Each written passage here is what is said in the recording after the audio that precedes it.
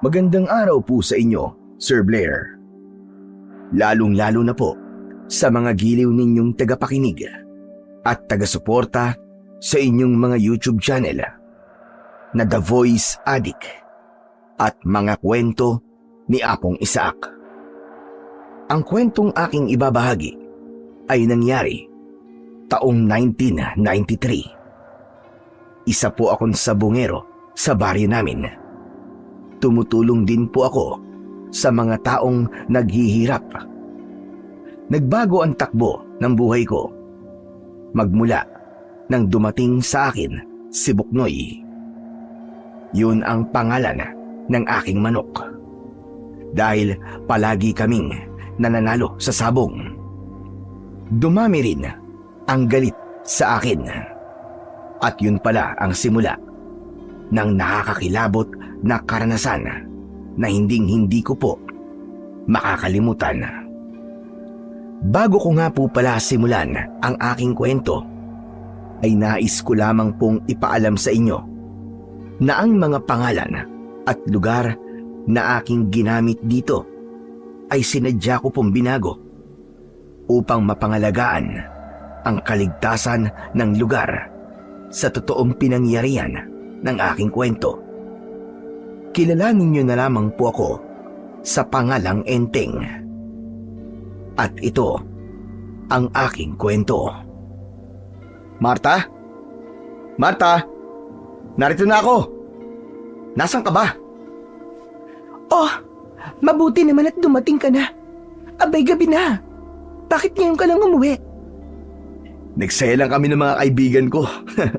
Panalo na naman kasi ang manok natin na si Buknoy eh. Aba, mabuti naman kung ganun. Teka, kumain ka na ba? Ay, hindi pa nga eh. Dinalang kasi kita ng paborito mong inihaw na pusit. Talaga? Naku, maraming salamat. Ang lagay eh. Wala man lang ba akong pampagana dyan? Sus, andyan ka na naman sa kalokohan mo. Baka mamaya kapag binigyan kita ng pampagana, hindi ko naman matikman itong inihaw na pusit. Malapad ang pagkakangiti ng aking asawa na si Marta nang iabot ko sa kanya ang paborito niyang ulam. Ngunit agad din na nawala ang matamis niyang ngiti sa kanyang labi nang mapansin niya ang sugat ko. Bumakas ang pag-aalala sa kanyang muka nang hawakan niya ang pisngi ko. Oh, napano yan labi mo, Enteng? Ito ba? Walang kwenta to, wag mong pansinin to. Nagkasiyahan lang kami magboxing ng mga kumpare ko. Napalakas yung pagkakasuntok. Kaya yun, putok ang labi ko. Ay nako, ikaw naman kasi. Sa tuwing nananalo ang manok mo na si Buknoy, hindi ka kagad umuuwi. Kaya yan, nasusugatan ka tuloy. Huwag ka nang mag-alala, mahal. Huwag ka nang magalit. Sige ka. Baka pumangit ka niyan, baka dumami ang wrinkles mo. Ay nako, huwag mo ngang ibay ng usapan. Kung dito ka na lang ba sa bahay, edi sana, hindi ka nagkakaganyan. Yun! Pumutok na naman ang bulkang mayon. Magsisimula na naman siya sa paninermo niya. Mababaliwala na naman ang binili kong ulam. Ay nako, tara na nga. Kumain na lang tayo. Huwag mo lang intindihin to at malayo naman sa bituka to. Lumapit na lang ako sa lamesa upang iwasan ang pagsisimula ng init ng ulo ng aking asawa na si Marta. Hindi naman kami madalas nag-aaway. Nag-aalala lamang siya dahil sa madalas na pagkakaroon ko ng sugat kapag umuuwi ako sa bahay. Ang hindi niya alam, palihim akong nakikipaglaban sa mga taong nagnanakaw ng mga manok sa mga kagaya kong sabongero rin. Halika na nga, kumain na tayo. Ay mahal, siya nga pala. Napakain mo na ba yung mga alaga kong manok? Opo, senyor. Napakain ko na po. Napainom mo na ba? Opo, senyor. Napainom ko na po. Ay, siya nga pala. Si Mario nga pala, mahal.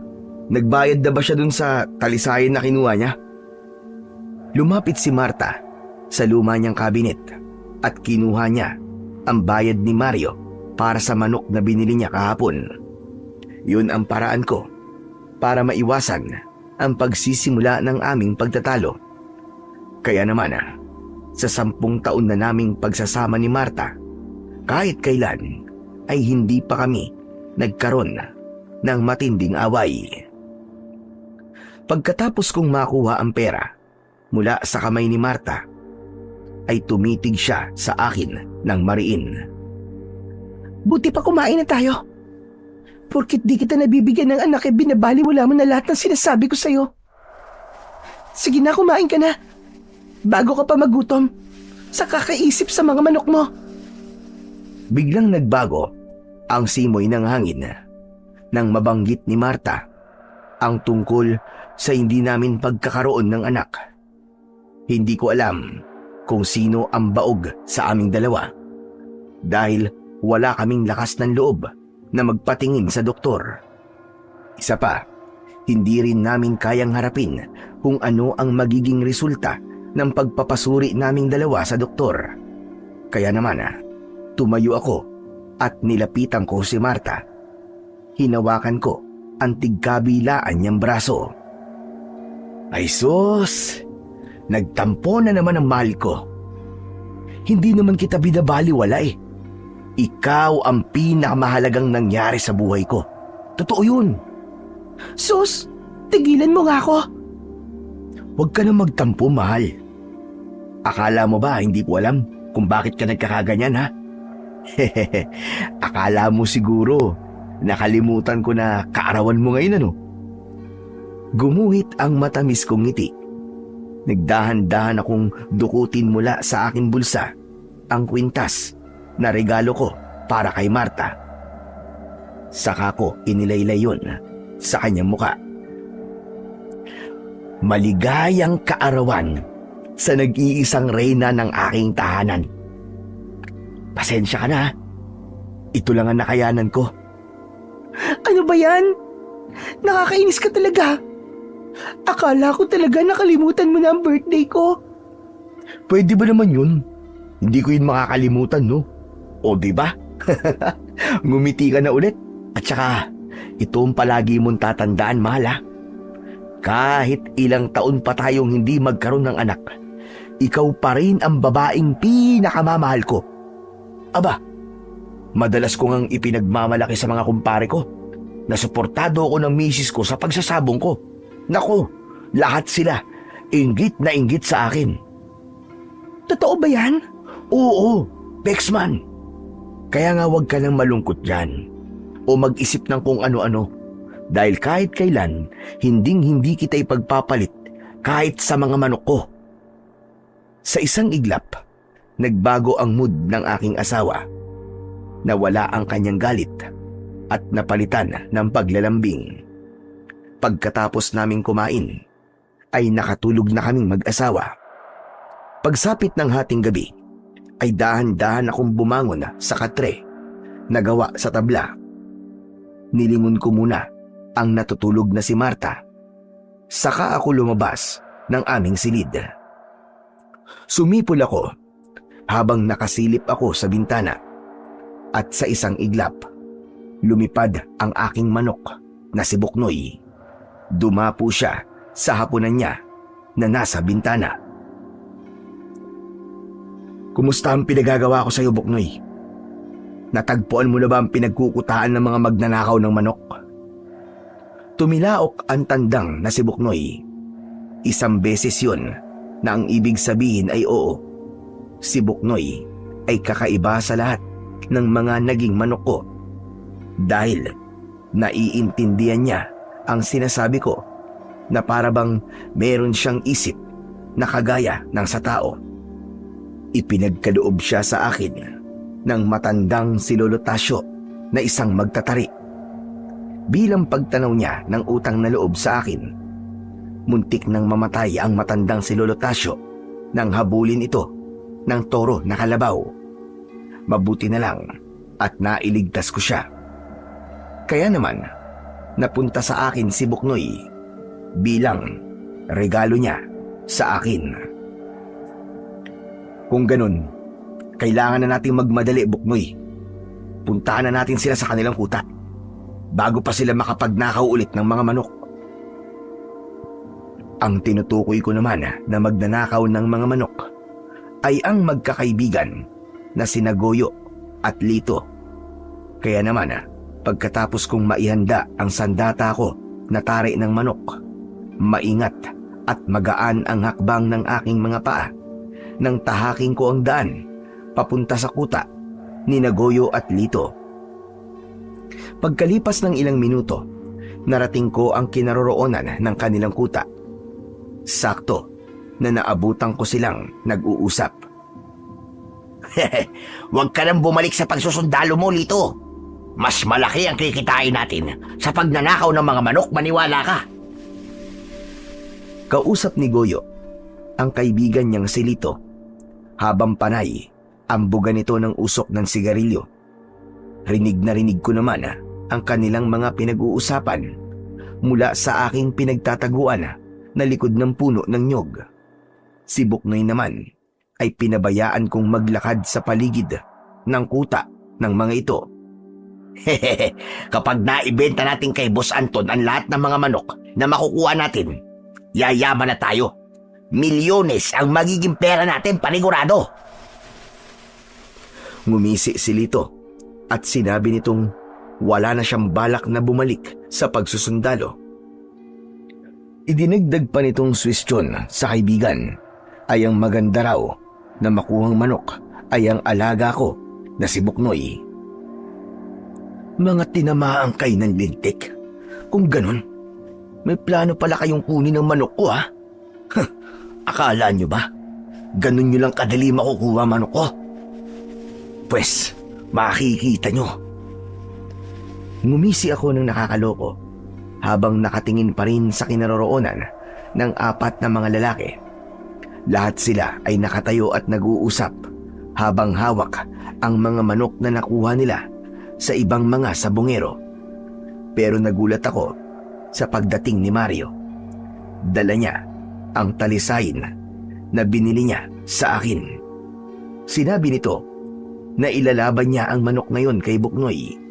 Kaya naman napakunot ang aking noo nang magkatinginan ang mga ito ng makahulugan. Maya-maya pa, biglang dumating si Mang Anton. Si Mang Anton ang may-ari ng pinakamalaking sabungan sa baryo ng Santa Milagrosa. Lahat ng mga tauhan nito ay mga armado, kaya takot sa kanila ang mga kagaya ko na sabungero. Dati siyang nanligaw sa aking asawa na si Marta at nauwi pa nga raw sa muntik nitong pamamanhikan sa kanya. Dahil doon, nakipagtanan sa akin si Marta para makaiwas sa lalaki na mas matanda pa sa kanya ng 25 taon. Kaya magmula nang pakasalan ako ni Marta, naging mainit na rin ang dugo niya sa akin. Maya-maya pa ay narinig kong nagsalita si Mang Anton. Nabalitaan ko na meron daw sundalo na dumating sa baryo natin. Asikasuhin niyo agad. Baka maging problema pagdating ng araw. Tinrabaho na po kagad na mga tauhan ko, bossing. Ang hayop na enting manok na yan, tinapos niyo na ba? Nagulat ako nang mabanggit ni Mang Anton ang pangalan ko sa gitna ng kanilang pag-uusap. Tinatrabaho pa lang po namin, bossing. Ano? Hanggang ngayon hindi niyo pa rin nagagawa ang inuutos ko sa inyo? Ang kailangan ko ay si Marta. Kaya alisin ninyo sa landas ko ang hayop na enteng manok na yan. Maliwanag ba? Boss Anton, bossing, bakit ba interesado pa rin kayo sa asawa ni Enteng? Marami naman pong ibang babae dyan na masigit na bagay sa inyo kesa naman doon kay Marta. Isang malakas na suntok ang dumapo sa bunganga ni Goyo mula kay Mang Anton. Wag na wag mong pakikialaman ang diskarte ko. Hindi lang si Marta ang dahilan kung bakit ako nagkakaganito. Isa pa, hanggat maaari, tapusin niyo na kagad ang mga pinapagawa ko. Masyado ng malaki ang nalulugi ko sa negosyo dahil masyadong mahusay ang manok ni Enteng. Kung may pagkakataon kayo, kunin niyo ang manok niya. Babayaran ko kayo miski magkano. Nang mabanggit ni Mang Anton ang tungkol sa aking manok, napatingin ako kay Buknoy na nakadapo sa sanga na malapit sa kubo ng mga ito. Maigpit naman ang kapit ko sa tarik at handa na sana akong sumugod para atakihin ng mga ito. Kaya lang, bigla kong natigilan nang magsalita ulit si Mang Anton. Siya nga pala, siguraduhin niyo na walang magiging problema sa lahat ng mga pinag-uutos ko. Hanggat maaari, gawin niyo lang ng tahimik at malinis. Isa pa, wag na wag ninyong sasaktan si Marta. Kailangan ko siya ng buhay. Wala po kayong dapat na alalahanin, Boss Anton. Malinis magtrabaho ang mga tauhan ko. Mamayang madaling araw, kasipin nyo na si Marta. Biglang bumundol ang kaba sa aking dibdib dahil parang alam ko na kung ano ang binabalak nilang gawin sa asawa ko. Siya nga pala, anong ginawa ninyo sa taong nahuli nating nakikinig sa ating mga pinag-uusapan? Ituloy ba niyo na ba? Huwag niyo na pong alalahanin ang tungkol sa bagay na yon, Boss Anton. Dahil naibaon ko na po siya sa lupa. Magaling, Goyo. Ganyan ang gusto ko, mabilis magtrabaho. Siya nga pala, nalaman mo ba kung kaninong espiya siya? Sa kasamaang palad, di na po namin nalaman kung sino nag-utos sa kanya na magmanman sa atin eh. Kung sa bagay, hindi na rin naman mahalaga yon dahil patay na siya. Bigla ang pagbundol ng kaba sa aking dibdib nang marinig ko ang bagay na yon mula kay Mang Anton. Malakas ang kutob kong may pinatay na naman sila. Kailangan ko ng kumilos bago pa nila maubos ang mga tao sa baryo namin. Maingat akong lumabas sa aking pinagtataguan at nilapitan ko si Buknoy. Saka ako nagtungo sa likod ng bahay. Nadatnan ko ang 2 lalaking nagbabantay sa may pintuan. Inatake ko sila sa likod gamit ang aking tare. Las-las ang kanilang leeg nang bumagsak sila sa lupa habang tumatalsik ang kanilang dugo mula sa nakabukan nilang sugat. Anong ingay yun? Hoy, ikaw Mario! Tignan mo kung bakit maingay sa likod ng kubo. Nang marinig ko ang malakas na boses ni Goyo, agad akong nagtago sa likod ng puno ng mangga habang hawak ko pa rin si Buknoy. Maya-maya pa ay narinig ko ang malakas na sigaw ni Mario.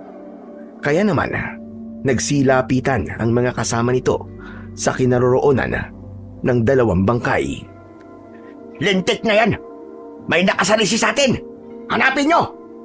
Baka narinig ng taong pumatay sa 2 ito ang ating mga pinag-uusapan! Yan na nga ba sinasabi ko sa inyo, Goyo eh? Hala, sige na! Magsipagkalat kayo! Patayin nyo ang nangahas na pumatay sa aking mga tauhan! Maingat akong sumilip sa aking pinagtataguan. Nakita ko na kumalat na ang tauhan ni Mang Anton habang ang natira sa tabi ay si Goyo. Masama ang tingin nila sa 2 lalaki na nakahandusay sa lupa. Lilisin mo, kalat. Siguraduhin mo na walang magiging problema. Dahil kapag naulit pa ito, sinasabi ko sa iyo, Goyo, ikaw ang papatayin ko. Napaluhod sa lupa ang takot na si Goyo. Nanginginig ang kanyang katawan habang nakatingala at nakatingin sa muka ni Mang Anton. Kilala mo ko, Goyo. Hindi ako tumatanggap ng palpak na tauhan. Opo. Naiintindihan ko po, Boss Anton. Mabuti naman kung ganon. Nang makita kong binuhat na ng mga tauhan ni Goyo ang 2 bangkay, sinundan ko sila hanggang sa gitna ng kagubatan.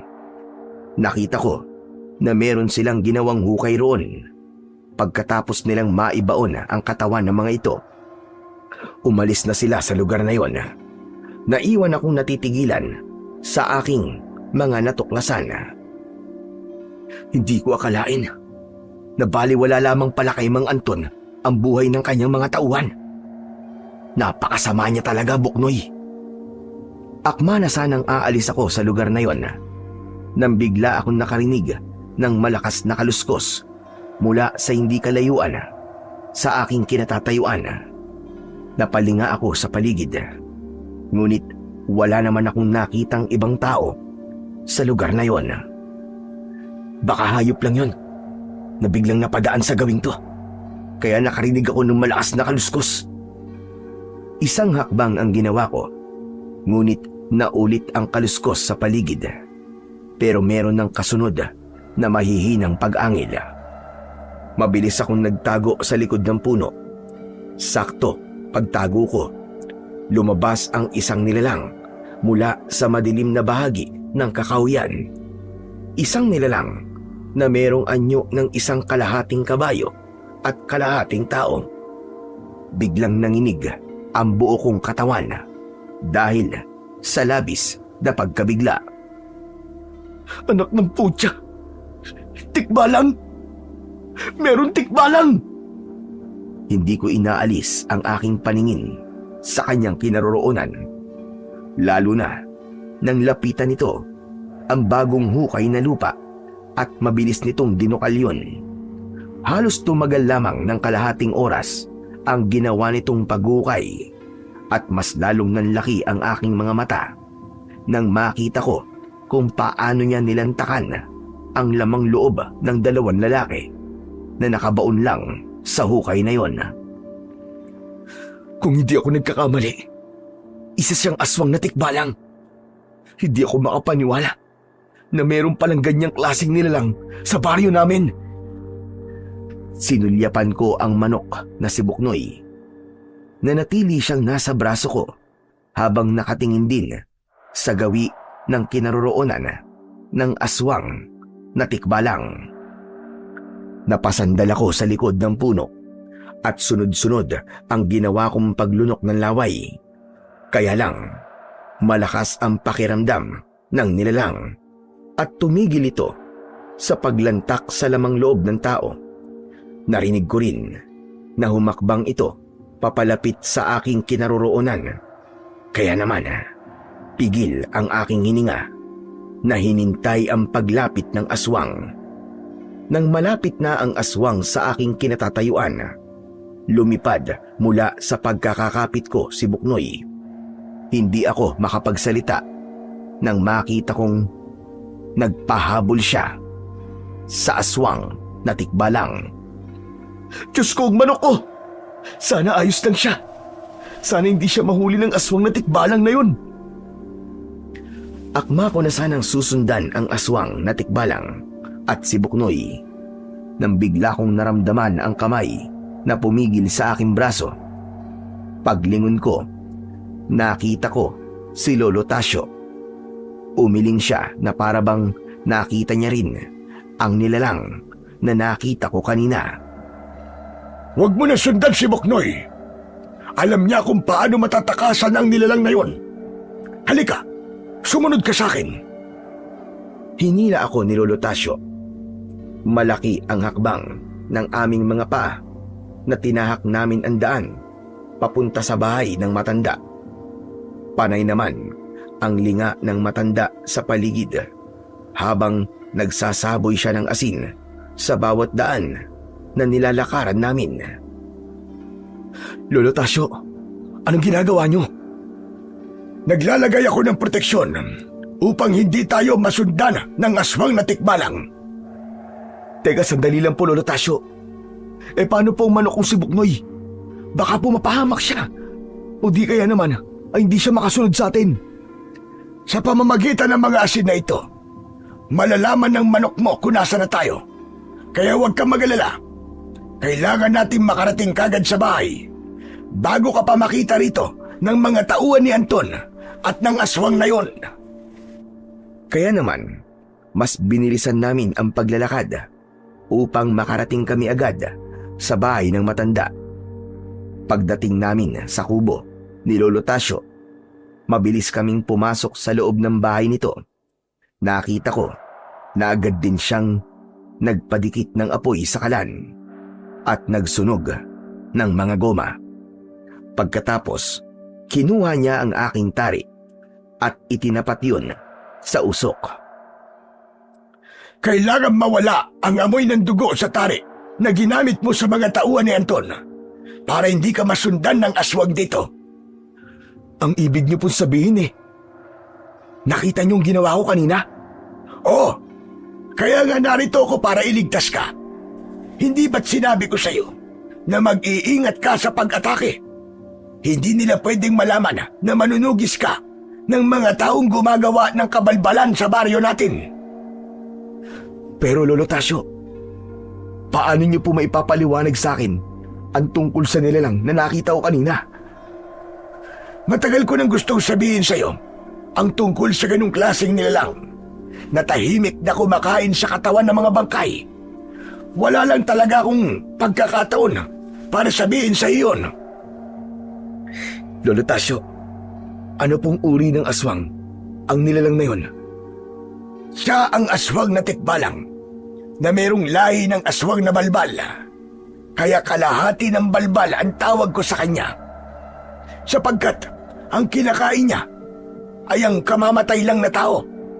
Kagaya ng ginawa niya sa 2 lalaki na pinatay mo. Isa pa, hindi lang siya nag-iisa. Kung hindi ako nagkakamali, marami na silang naninirahan dito. Kung ganun, matagal na po siyang namiminsala sa baryo natin at kinakain niya ang mga patay, ganun ba? Yun ang malupit na katotohanan, Enteng. Kaya hanggang ngayon, marami pa rin ang nawawalang tao sa baryo natin. Bakit ngayon niyo lang po ito'y pinagtapat sa akin, Lolo Tasyo? Dahil ngayon lang ako nagkaroon ng pagkakataon. Natigil ang pag-uusap namin ni Lolo Tasyo nang marinig ko ang pagaspas ng pakpak ng manok sa bintana ng matanda. Tuwang-tuwa ako nang makita ko na nakabalik na ang alaga kong manok na si Buknoy. Agad ko siyang dinampot at niyakap. Ang galing mo talaga, Buknoy! Nakasunod ka agad sa amin! Ano ha? Nasugatan ka ba ha? Hinawi ko ang mga balahibo ni Buknoy. At nang makita ko na wala siyang sugat sa katawan, saka lamang ako nakahinga ng maluwag. Dinala kita rito upang bigyan ng babala. Malapit nang magsimula ang pangangalap ng mga tandang sa baryo natin. Ano naman po ang ibig niyong sabihin tungkol sa pangangalap po ng mga tandang? Yun ang simula ng pagsasagawa ng ritual para sa muling paggising ng pinakamalakas na supremo ng mga aswang. Iipunin nila ang mga dugo ng mga tandang upang ipainom sa supremo. Ang pinakauling dugo na kukumpleto sa kanilang ritual ay ang dugo mismo ni Buknoy. Dugo ng manok ko? Pero bakit po? Ano pong meron sa dugo ni Buknoy? Si Buknoy ay merong kakaibang dugo sa lahat ng mga manok. Sisiw pa lang si Buknoy ay inatake na siya ng ahas na kobra at hindi siya namatay. Sa halip, nagkaroon siya ng kakayahan. Kaya niyang maintindihan ang sinasabi nating mga tao. Kaya ba nauunawaan po niya ang mga sinasabi ko? Ganun na nga. Kaya pakaingatan mo siya. Sa oras na mainom ng supremo ang dugo ni Buknoy, magkakaroon siya ng malakas na kapangyarihan sa pamamagitan ng kanyang laway. Magkakaroon siya ng kamandag na katumbas ng kamandag ng kobra. Kaya malaking gulo kapag nagtagumpay siya sa kanyang mga binabalak. Hindi ko po hahayaan na magtagumpay ang supremo sa kanyang binabalak. Kaya nga gawin mo ang lahat na makakaya mo para maprotektahan si Buknoy. Mag-iingat ka, Enteng. Hindi biro ang haharapin mong panganib. Hala, sige na. Kailangan mo nang umuwi. Walang kasama si Marta, hindi ba? Kailangan mo siyang protektahan dahil baka gamitin siya ng mga kalaban mo laban sa iyo. Nang maalala ko ang tungkol sa aking asawa na si Marta, ay agad akong umalis sa bahay ni Lolo Tasio. Pagkalipas ng 1 oras na paglalakad, narating ko ang bahay namin. Sinilip ko ang asawa ko sa aming silid at natutulog pa rin ito. Mabuti na lang at tulog pa rin siya hanggang ngayon. Teka, Buknoy, simula ngayon, dito ka na matutulog sa loob ng bahay namin ha. Isa pa, may laban ka pa bukas, kaya galingan mo. Isang tilaok ang ginawa nito bilang tugon sa mga sinabi ko. Ang pagkakaroon ko ng manok na kagaya ni Buknoy ay masasabi kong biyaya na ipinagkaloob sa akin ng Panginoon. Dati akong mangangalakal at magmula nang mapunta sa akin si Buknoy, unti-unti akong nakaahon sa kahirapan. Hindi ko lang talaga maintindihan na sa dinami-dami ng mapagbibigyan ng manok ni Lolo Tasio ay ako pa ang pinili niya. Isang malalim na buntong hininga ang pinakawalan ko. Saka ako pumasok sa loob ng aming silid ng aking asawa. Dahan-dahan akong naiga sa tabi niya hanggang sa bumigat na rin ang talukap ng aking mga mata. Agad akong nakatulog dahil sa matinding pagod. Kinabukasan ay nagising ako sa ingay ng makina ng sasakyan na pumarada sa labas ng aming bakuran. Kasunod ng malakas na boses ng mga lalaking pumasok sa aming bakuran. Mahal, tignan mo nga kung anong ingay yun sa labas. Teka, parang boses yun ni Nagoyo at Lito ah. Hala, ang manok ko si Buknoy. Sandali Marta, dito ka lang. Huwag kang lalabas kahit na anong mangyari. Dahil sa pag-aalala ko na baka kinuha nila ang manok ko, mabilis akong bumalikwas ng bangon at lumabas ng aming silid. Saka lang ako nakahingalang maluwag nang makita ko si Buknoy sa aming sala. Ay, salamat. Akala ko lumabas ka na ng bahay, Buknoy eh. Hahawakan ko sana si Buknoy nang bigla kong narinig ang boses ni Goyo mula sa nakasaradong pintuan. Enteng! Lumabas ka dyan! Mag-usap tayo! Lumapit ako sa pintuan at binuksan ko ang pinto. Tumambad sa aking paningin ang isang owner sa labas ng aming bakuran at 4 na lalaki na kasama naman ni Goyo. Bakit? Ano bang kailangan mo? Ang totoo yan, hindi naman ikaw ang totoong sadya ko rito eh. Kundi si Marta. Pinapasabi ni Boss Anton na kahit may asawa na siya, ay manliligaw pa rin daw siya sa asawa mo. Anong sabi mo? Narinig mo naman, di ba? Ano ka, bingi? Hindi marunong tumanggap ng pagkatalo si Boss Anton. Kaya tatagan mo ang pagbabakod mo sa asawa mo.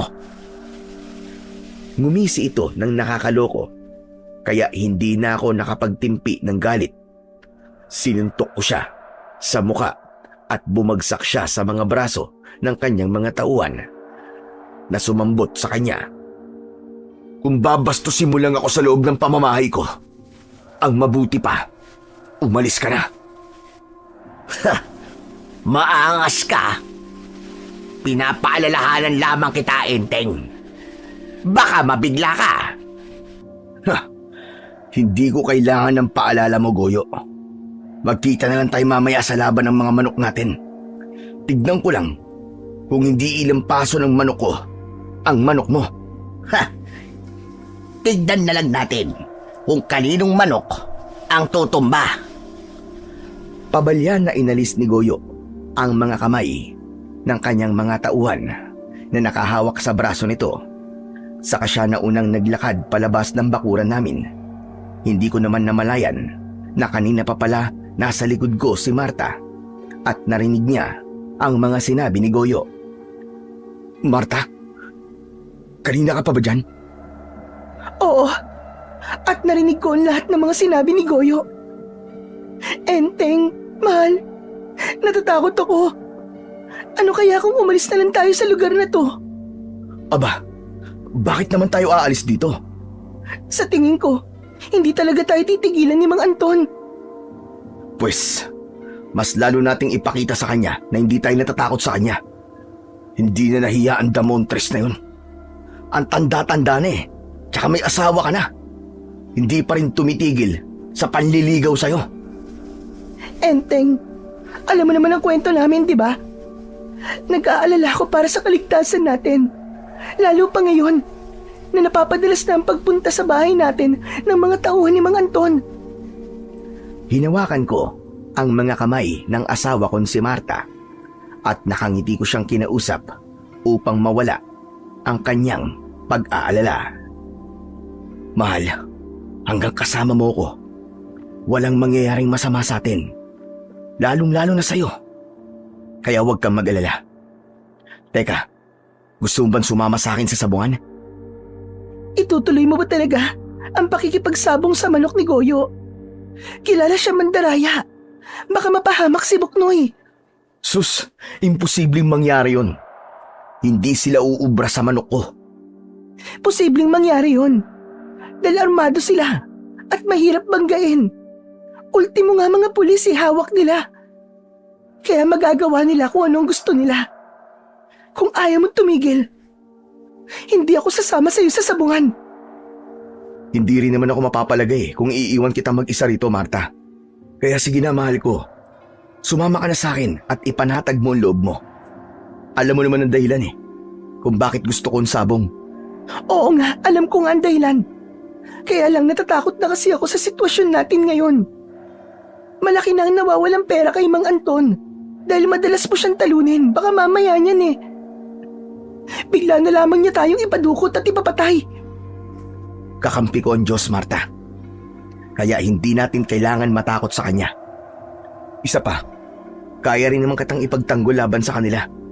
Hindi lang talaga ako pwedeng tumigil sa pagsasabong. Dahil ang lahat ng mga kinikita ko sa panalo ni Buknoy ay itinutulong ko naman sa mga taong may kapansanan. Paano naman sila? Ay nako, ang hirap naman kapag nagkaroon ng asawa na masyadong matulungin sa kanyang kapwa. Napangiti na lamang ako sa sinabing yun ng asawa kong si Marta. Inakbayan ko siya at tumanaw kami sa labas ng aming bakuran.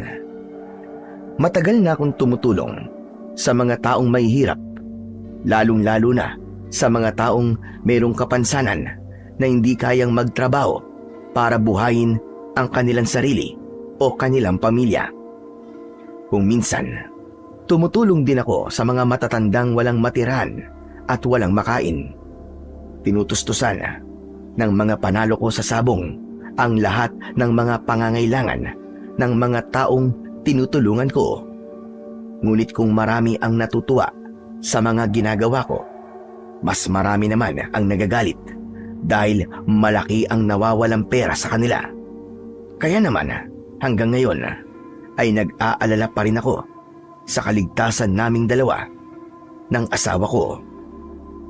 Pagsapit ng 2:00 ng hapon ay kasama ko na si Marta papunta sa sabungan. Nakatayo yun sa gitna ng kakahuyan na malayo sa bahay ng mga tao. Pinaupo ko ang asawa ko sa tabi ko habang naghihintay kami ng pagpasok ng magiging kalaban ni Buknoy. Pagkalipas ng ilang minuto, nasa loob na kami ng kwadradong bulwagan na paglalabanan ng mga manok. Ngumisi si Goyo sa akin habang pinalalagyan niya ng tarik ang kanyang manok kay Mario. Tignan mo nga naman ang pagkakataon, Buknoy. Si Talisayin pa ang magiging kalaban mo. O ano? Kinakabahan ka na, ha? Enteng manok. Ikaw ang dapat nakabahan, Goyo. Dahil sigurado na ang pagkatalo mo. Mayayari ka na naman kay Boss Anton mo. Sigurado yan. Maangas ka talaga kahit kailan. Tignan na lang natin kung sino ang uuwi na luhaan. Lumayo kami sa isa't isa habang hawak namin ang aming manok. Si Lito naman ang tumayo sa gitna upang magdeklara ng laban. Pero nagtawag muna siya ng pusta sa mga tao at kung sino ang lalabas na dehado at liyamado. Liyamado si Buknoy dahil tiwala ang mga tao na mananalo ang manok ko. Itinaas ni Lito ang kanyang kamay bilang pagsisimula ng laban. Sa unang pagsasalpukan ng mga manok, tinamaan kagad ni Buknoy ang kalaban sa pakpak. Parang binabayo ng maso ang dibdib ko ng mga sandaling yon habang pinanonood kong naglalaban ang mga ito. At sa muling pagsasalpukan ng mga manok, aksidenteng tinamaan si Buknoy sa kanyang tiyan.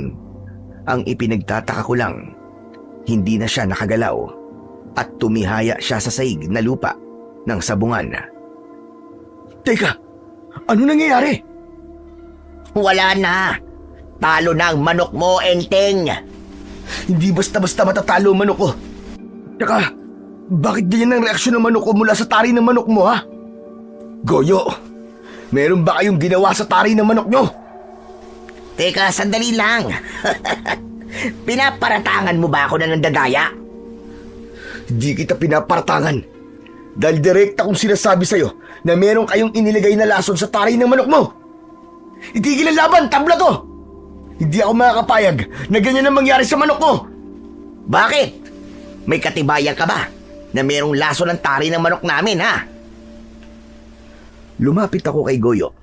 Sigurado ko sa akin sarili na may lason talaga ang tari ng manok ni Goyo. Hindi mo ako maluloko, Goyo. Sa pangalan mo pa lang, hindi ka nakapani-paniwala. Tignan mo nga, nangitim kagad ang paligid ng sugat ng manok ko. Sinabi nang wala akong ginamit na lason dyan eh. Natalo ka lang talaga. Kaya ka nagkakaganyan. Kinwelyuan ko si Goyo at tuluyan nang naubos ang aking pasyensya. Sinuntok ko siya sa muka at bumagsak siya sa lupa. Kaya naman, pinagsisisipa ko siya sa kanyang tagiliran. Pero biglang umalingaw-ngaw ang malakas na putok ng baril sa loob ng sabungan. Nagkagulo ang mga tao at kanya-kanya na silang takbo para makaalis sa lugar na yon. Nakita ko naman si Mang Anton. May hawak siyang baril at nakatutok sa akin. Anong kaguluhan ito? Boss Anton, ito si Enteng eh. Pinaratakan akong gumagamit ng lason sa tari ng manok natin. Hindi ba't ipinasuri muna natin ang mga tari bago gamitin? Mukha yatang hindi pa rin alam ni Enteng ang patakaran sa sabungan ko. Huwag na kayo magkunwari. Hindi nyo ako maluloko. Kaya tama na ang laban na to, tabla to. Iuuwi ko ang manok ko. Hindi pwede. Natalo ng manok ko ang manok mo. Kaya ako na ang may-ari sa manok mo. Hala, sige na. Kunin mo na ang talunan ng manok, Goyo. Agad na bumangon si Goyo at nilapitan niya ang nakahandusay kong manok. Pero agad akong humarang sa kanyang harapan. Dahil doon, mabilis na lumapit sa aking kinaroroonan si Marta. Enteng, halika na. Pabayaan mo na sila. Iwan na natin si Buknoy. Hindi pwede, Marta. Dinaya nila ako. Mabigat yata ang paratang na sinasabi mo, ha, Enteng Manok.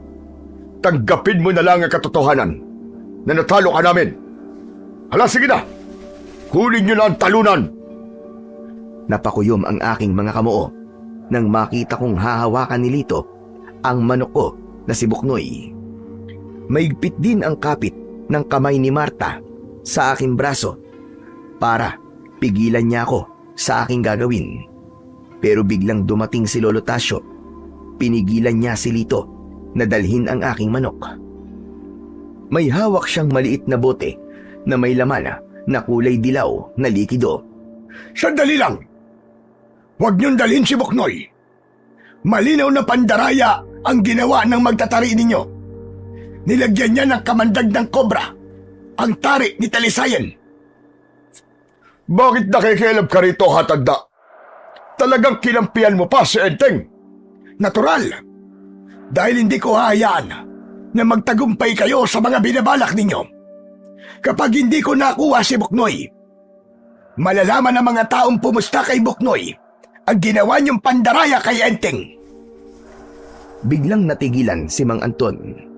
Ibinaba niya ang kanyang baril na nakatutok sa akin. Lumapit naman si Goyo sa lalaki. Boss Anton, tagilid tayo dito. Mukhang nakita na matanda ang ginawa ni Lito kanina. Anak naman ng mga kamote kayo, oo. Palpak na naman kayo.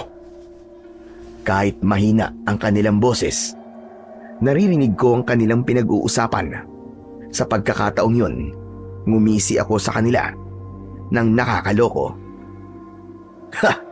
Siguro naman, ibibigay niyo na sa akin ngayon si Buknoy. Napilitang iabot sa akin ni Lito si Buknoy. Agad kong niyakap ang manok ko na naghahabol ng sarili nitong hininga. Nang mapatingin ako sa muka ni Mang Anton, napansin ko ang pagbakas ng pagtataka sa kanyang muka dahil hindi namatay ang alaga kong si Buknoy. Ang hindi nila alam, malakas ang dugo ng aking manok laban sa kamandag ng kobra. Nang masiguro ko na hindi na kami pakikialaman pa ni Mang Anton, kasama ko na si Lolo Tasyo nang umuwi kami sa bahay. Pagpasok namin sa loob ng aming bahay ay agad na kumilos ang matanda para kumuha ng gamot sa kanyang bulsa. Inilapag ko naman si Buknoy sa ibabaw ng lamesa habang si Marta naman ay nag-aalala na napatabi sa akin ng upo. Ano na po ang mangyayari sa manok ko, Lolo Tasyo? Nanghihina lang ang manok mo dahil sa kamandag ng kobra na pumasok sa loob ng kanyang sugat. Pero mabilis naman na malalabanan ng kanyang dugo ang epekto ng kamandag sa kanyang katawan. Tsaka makatutulong sa kanya ang gamot na inilagay ko sa sugat niya. Mukhang nagiging agresibo na naman sina Mang Anton at Goyo sa pagkuha nila sa manok ko. Di talaga sila titigil. Kaya nga di ba, binalaan na kita. Hindi na kayo ligtas sa lugar na ito. Mabuti pa yata. Sa bahay ko na muna kayo tumira. Lalong-lalo na si Marta. Dahil hindi nila titigilan ang asawa mo para meron silang magamit laban sa'yo. Ang ibig niyo po bang sabihin, gagamitin nila ako para makontrol nila ang asawa ko at makuha nila si Buknoy? Tama ka, Marta. Kaya sana naman, hindi na kayo tumanggi sa alok ko. Doon na muna kayo sa bahay. Kahit papano, ligtas kayo doon. Sige po, kung yan po ang nararapat para sa kaligtasan ng asawa ko. Ngunit, bakit niyo po ito ginagawa sa amin? Bakit po napakabuti niyo sa aming mag-asawa? Dahil iniligtas mo ang buhay ko, Enteng. Ikaw lang ang nag-iisang tumulong sa akin. Kaya naman, nasabi ko sa sarili ko na gagawin ko ang lahat para makaganti ng utang na loob sa'yo. Ang pagtulong naman po ay hindi naghihintay ng anumang kapalit. Hindi niyo po kailangan gawin to, Lolo Tasyo. Baka madamay pa po kayo sa problema namin ni Marta eh.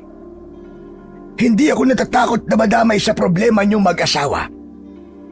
Matanda na ako, kaya wala nang dahilan para matakot ako, lalo na sa kamatayan. Wala na akong nasabi sa kabutihang ipinapakita sa akin ng matanda. Kaya hinayaan ko siyang gamutin si Buknoy. Nang umalis si Lolo Tasyo, ay kinausap naman ako ni Marta. Enteng, ano ba talaga nangyayari? Meron ka bang hindi sinasabi sa akin? Wala naman akong nililihim sa'yo, mahal. Pakiramdam ko kasi meron ka pang hindi sinasabi sa akin na tanging kayong dalawa lamang ni Lolo Tasyo ang nakakaalam. Sus, na naman. Umiral na naman ang pag-iisip mo ng negatibo. Hala, sige na. Magpahinga na tayo. Dahil bukas na bukas din ay pupunta na tayo sa bahay ni Lolo Tasyo. Doon muna tayo pansamantala habang hindi tayo tinitigilan ni Mang Anton. Paano ang mga manok natin? Ang bahay natin? Tsaka yung mga taong palaging humihingi sa atin ng tulong. Paano na sila kapag umalis tayo rito? Hindi naman tayo magtatagal sa bahay ni Lolo Tasyo eh. Isa pa, bibisita pa rin ako dito sa bahay natin para mabigyan na rin ng tulong ang mga taong may kapansanan. Pagkatapos naming mag-usap ni Marta, Pumasok kami sa loob ng aming silid. Nagpahinga kami. Pagsapit naman ng gabi, nagising ako sa malakas na tilaok ng mga manok sa labas ng aming bahay. Bumangon ako at sinilip ko na rin si Buknoy. Bagya pa akong nagulat nang makita kong malakas na ulit si Buknoy. Nilapitan ko ito at niyakap ng maigpit. Salamat! Salamat, ligtas ka na, Buknoy! Tinuka ako ni Buknoy sa aking braso. Indikasyon na gutom na ito. Kaya naman, pinatuka ko siya ng pagkain niya. Ngunit hindi ko siya pwedeng painumin ng tubig dahil sa tahi niya sa sugat. Pasensya ka na, Buknoy ha. Baka bukas ka na lang makakainom ng tubig ha. Tumingin sa akin si Buknoy at tumilaok siya ng paos. Napatingin ito sa nakabukas na bintana. Kasunod, nang narinig ko na pagkakagulo ng mga manok sa aking kulungan. Dali-dali akong kumuha ng tari na nakasabit sa aming dingding. Inilapag ko si Buknoy sa sahig. Saka ako maingat na lumapit sa bintana. Hindi pa man ako nakakalapit sa bintana ay bigla na akong nilundag ng isang nakakakilabot na nilalang. Ang itsura niya ay isang taong lobo. Umangil siya ng malakas at agad niya akong sinunggaban ng kagat. Nakaiwas ako at gumanti ako sa kanya ng saksak gamit ang aking napakatalas na tari. Tinamaan ko siya sa kanyang balikat. Tumagas ang kanyang dugo sa sahig. Muling sumugod ang aswang sa aking kinaroroonan. Ngunit agad kong nahawakan ng kanyang leg.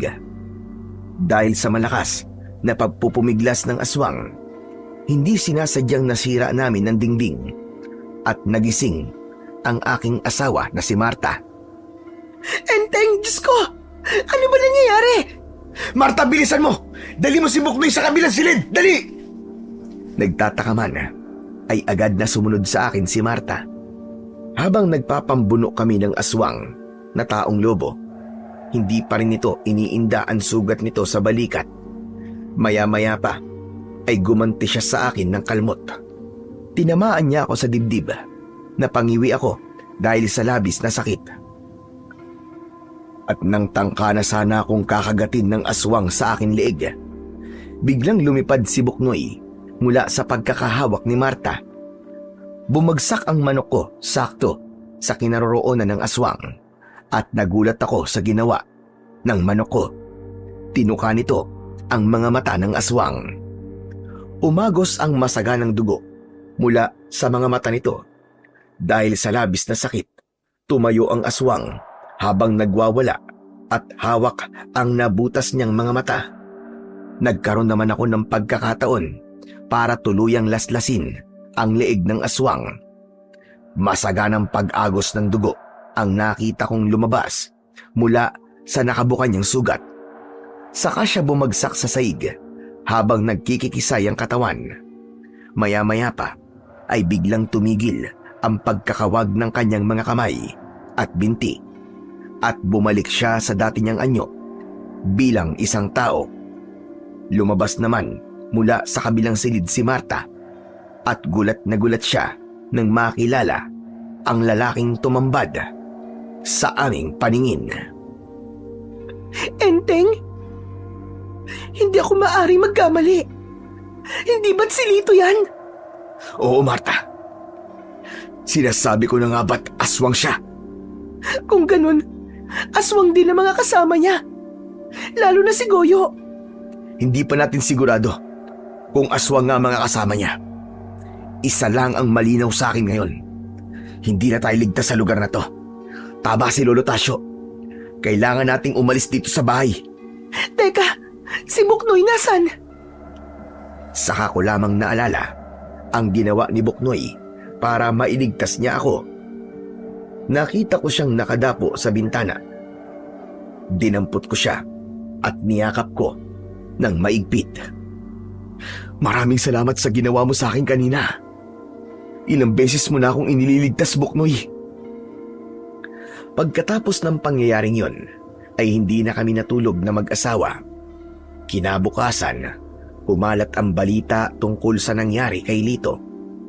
Sinabi namin sa mga pulis na nag-iimbestiga na pinasok niya ang bahay namin at hindi sinasadya na inatake siya ni Buknoy na mayroong pang suot na tarik, kaya namatay ito. Naniwala naman ang mga pulis, ngunit hindi sina Mang Anton at Goyo. Kung napaikot mo mga pulis, ako hindi. Hindi ako naniniwalang ang manok mo ang pumatay sa tauhan ko na si Lito. Isipin mo na ang gusto mong isipin, Mang Anton. Pero dapat kabahan ka na. Dahil pumasok si Lito sa bahay ko na hindi tao ang kanyang itsura. Ano ka mo? Anong ibig mo sabihin? Huwag ka na magmaang-maangan. Alam mo kung anong ibig kong sabihin. Tama na yung pagpapanggap mo. Hindi bagay sa'yo, ungas. Boss Anton, anong sinasabi sa'yo ng maangas na to? Isa ka pa, Goyo. Alam ko na kung anong inililihim nyo. Kaya kabahan na kayong dalawa ng amo mo. Dahil hindi magtatagal, malalaman na ng mga tao rito na isa kayong... Enteng, tara na. Tama na yan. Huwag mo na silang patulan. Kung hindi ako hinila ni Marta, baka nasabi ko na sa kanila na alam kong aswang silang dalawa. Mabuti na lang at nakapagtimpi pa ako ng oras na yon. Nang makaalis ang mga pulis, ay umalis na rin kami sa bahay. Tinahak namin ang daan papunta sa bahay ni Lolo Tasyo. Enteng, alam mo, nagtataka talaga ako sa manok mong si Buknoy.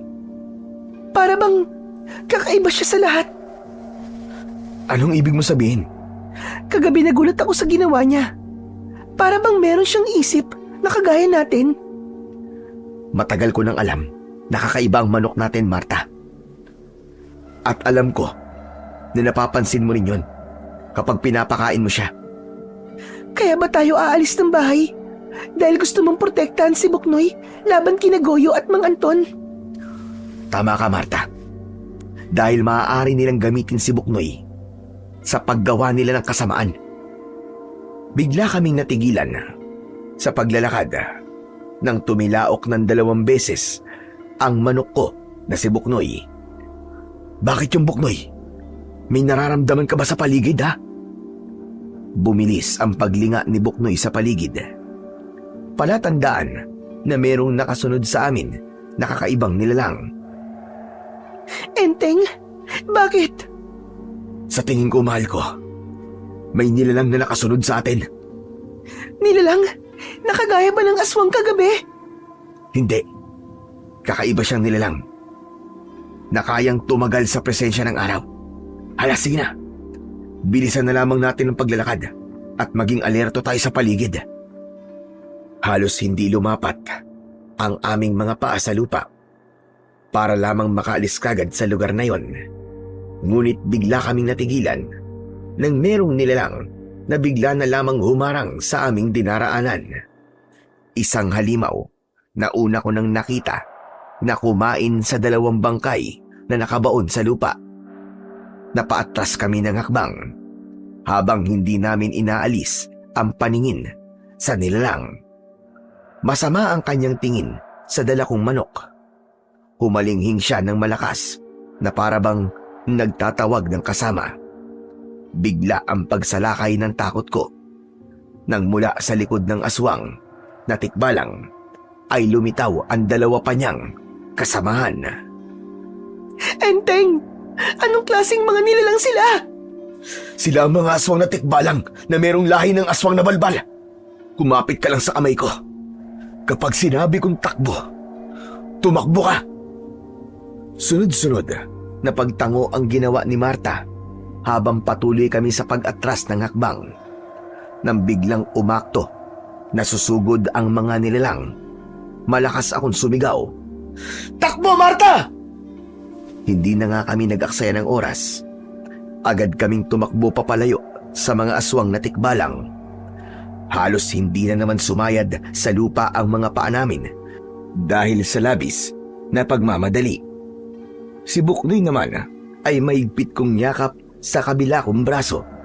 Ngunit sadyang mabilis tumakbo ang mga aswang na tikbalang dahil nagawa nila kaming maharangan ng daan. Kaya naman, iniabot ko kay Marta si Buknoy. Hawakan mo mabuti si Buknoy. Ako nang bahalang humarap sa kanila. Kahit na anong mangyari, Marta, sikapin mong makahanap ng daan para tumakas. Pero Enteng, paano ka? Huwag mo akong alalahanin. Ang mahalaga, ligtas kayong dalawa ni Buknoy. Ako nang bahala sa kanila. Kapag umatake sila sa akin, tumakbo ka na mabilis at huwag kang lilingon. Hanapin mo ang bahay ni Lolo Tasyo. Basta, alam ni Buknoy yun kung nasan. Enteng, natatakot ako. Sige na, Marta. Magtiwala ka lang sa akin. Ikaw naman, Buknoy. Iligtas mo si Marta at dalhin mo siya sa bahay ni Lolo Tasyo. Isang malakas na pagtilaok ang ginawa ni Buknoy bago ko hinarap ang mga aswang na tikbalang at itinutok ko sa kanila ang aking tari. Kung talagang matatapang kayo, ako ang labanan nyo at bibigyan ko kayo ng magandang laban. Nagkatinginan ang mga aswang na tikbalang at humuni ng kakaibang tunog. Yun ang kanilang paraan para mag-usap. Maya-maya pa ay muli silang tumingin sa akin at ngumisi ng nakakakilabot. Bigla na lamang naunang sumugod sa akin ang isa sa mga tikbalang at sinalubong ko naman siya ng aking sandata na tari. Nilaslas ko ang kanyang tiyan, kasunod ng pag-alingaw-ngaw ng malakas kong sigaw. Marta! Takbo na! Kasabay ng pagtakbo ni Marta, ang pagsugod ko naman sa kinaroroonan ng 3 aswang na tikbalang. Mataas akong tumalon, papunta sa kinaroroonan ng mga ito. Isinabay ko ang aking pagbagsak sa pag-atake ko ng saksak sa aswang. Tinamaan ko siya sa balikat. Ngunit nakaganti siya sa akin ng suntok na tumama naman ng direkta sa aking sikmura. Bumagsak ako sa lupa, kasunod ng paglapit sa akin ng 2 aswang na tikbalang para durugin naman ako ng kanilang mga paa. Sinalag ko ang pagtama ng sipa nila sa aking katawan at binigyan ko sila ng tig-iisang saksak ng tari sa kanilang mga binti at paa. Natigilan ang mga ito nang makita ang umagos na dugo mula sa kanilang mga sugat. Masyado niyong minaliit ang kakayahan ko. Kahit mas malakas pa kayo at mas malaki kaysa sa akin, hindi ako natatakot sa inyo. Malakas na umangil ang aswang na tikbalang. Dala ng labis nitong galit, sinakal niya ako. Sinuntok niya ang mukha ko. Saka ako nawalan ng malay. Nagising akong nakasampay sa likod ng aswang na tikbalang. Para bang malayo na ang aming narating sa paglalakad. Dahil madilim na ang paligid, nagkunwari akong tulog nang tumigil kami sa tapat ng isang ilog. Lumapit sa akin ang isa pang aswang na tikbalang at naramdaman ko ang kanyang mga kamay na humawak sa aking katawan. Inilapag nila ako sa lupa at bahagya kong iminulat ang aking mga mata. Nakita ko na nag-uusap sila habang itinuturo nila sa kanilang katawan ang mga sugat na ginawa ko sa kanila. Bumundol ang kaba sa aking dibdib. Para bang naiintindihan ko kung ano ang ibig nilang sabihin. Diyos ko, Panginoon ko, tulungan niyo po ako. Iligtas niyo po ako sa kamay ng mga halimaw na to. Nang mapansin ko, napalapit sa akin ang isa sa kanila. Ipinikit ko ng mariin ang aking mga mata at pinakiramdaman kong mabuti ang galaw ng nilalang na nakatingin sa aking muka. Maya-maya pa ay naramdaman ko ang pagguhit ng kanyang kuko sa aking noo. Sinugatan niya ako. Tiniis ko ang sakit hanggang sa naramdaman ko ang pagpatak ng kung anong likido sa sugat ko. Hindi na ako nakatiis. Mabilis akong tumayo at iniumang ko sa kanila ang aking mga kamao. Anong ginawa niyo sa noo ko? Anong inilagay niyo sa sugat ko? Nagkatinginan ang 3 aswang na tikbalang at lumikha sila ng kakaibang huni. Kinapa ko ang aking noo, ngunit wala na akong nahawakan na sugat roon. Dala ng pagtataka sa ginawa ng mga aswang na tikbalang sa akin, inatake ko sila ng suntok, ngunit umatras lamang sila at hindi nila ako nilabanan. Sa huling pag-atake ko ng suntok sa mga ito, sinalag ng pinakapinuno nila ang kamay ko at magkakasunod na iling ang ginawa niya. Bitiwan mo ang kamay ko! Bitiwan mo ako! Dahan-dahang binitiwan ng aswang na tikbalang ang aking kamay. Saka iniabot niya sa akin ang tari ng manok. Bumakas ang pagtataka sa aking muka at napatingin ako sa kanilang tatlo. Sumenya sila sa akin. Hindi raw nila alam ang lengguwahe ko, ngunit alam nilang makipag-usap sa akin sa pamamagitan ng senyas. Kung ganun po, anong ibig sabihin ng ginawa niyo sa akin kanina? Maaari bang sabihin niyo? Itinaas ng aswang na tikbalang ang kanyang mga kamay at umikot sa ere. Para bang naiintindihan ko na ang kanyang ibig sabihin. Sinasabi niyo po ba na hindi kayo kalaban? Sa halip, kakampi ko kayo? Sunod-sunod ang pagtango ng pinuno ng mga aswang na tikbalang. At batay sa aming pag-uusap sa pamamagitan ng mga senyas, nalaman ko na naghahanap sila ng mandirigma na lalaban sa Supremo. Nag-aalala sila na kapag nagising ang Supremo ay mauubos na rin ang lahi nila. Pero, nakita ko kayo kumakain kayo ng tao.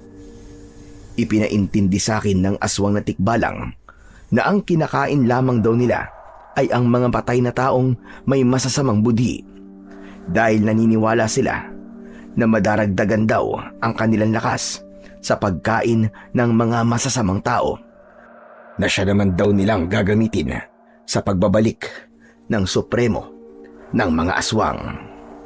Ang Supremo raw ang pinakamasamang aswang, dahil ang gusto raw nito ay ubusin ang lahat ng lahi ng mga aswang at limasin pati na ang mga tao.